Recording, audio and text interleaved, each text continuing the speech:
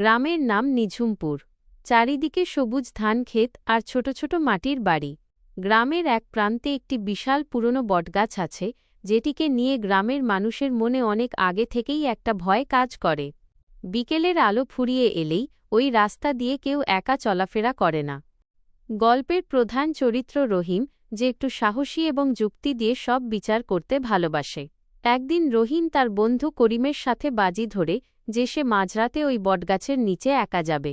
করিম তাকে বারবার বারণ করে বলে, রহিম, ওখানে যাস না। দাদুরা বলে ওখানে নাকি অদ্ভুত সব শব্দ শোনা যায়। কিন্তু রহিম কারো কথা শোনে না। রাত তখন গভীর।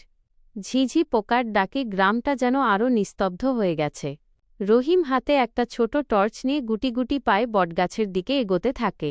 বাতাসের শব্দে গাছের পাতাগুলো নড়ছে, আর রহিমের মনে হচ্ছে কেউ যেন তার পিছু পিছু হাঁটছে। সে যতবার পিছনে তাকায়, কিছুই দেখতে পায় না। বটগাছের একদম কাছে পৌঁছাতেই রহিম দেখতে পায় গাছের ডালে একটা মাটির কলস ঝুলছে। অথচ সন্ধেবেলাও সেখানে কিছু ছিল না। হঠাৎ চারপাশটা অস্বাভাবিক ঠান্ডা হয়ে যায়। রহিমের টর্চের আলোটা বারবার কাঁপতে শুরু করে। ঠিক সেই সময় সে শুনতে পায় এক অদ্ভুত হাসির শব্দ। হাসিটা কোনো মানুষের নয়, যেন অনেকগুলো কণ্ঠস্বর একসঙ্গে মিশে আসছে। রহিম ভয় পেয়ে পিছাতে যাবে, এমন সময় দেখে গাছের নিচ থেকে কালো একটা ছায়া ধীরে ধীরে তার দিকে এগিয়ে আসছে।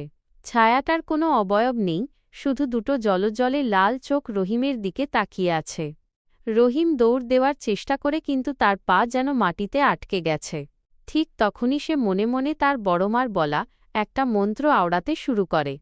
হঠাৎ একটা দমকা হাওয়া দেয়, আর রহিমের চোখের সামনে সবকিছু ধোঁয়াটে হয়ে যায়।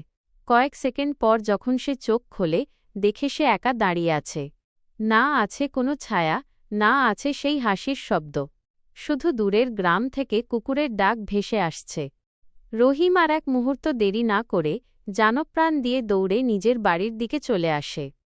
পরদিন সকালে রহিম যখন গ্রামে ফিরে সেই বটগাছের কথা বলতে যায়, তখন সে খেয়াল করে তার হাতে সেই মাটির কলসের একটা ভাঙা টুকরো লেগে আছে।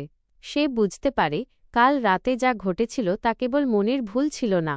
গ্রামের সেই পুরনো রহস্য আজও মানুষের অগোচরেই রয়ে গেছে।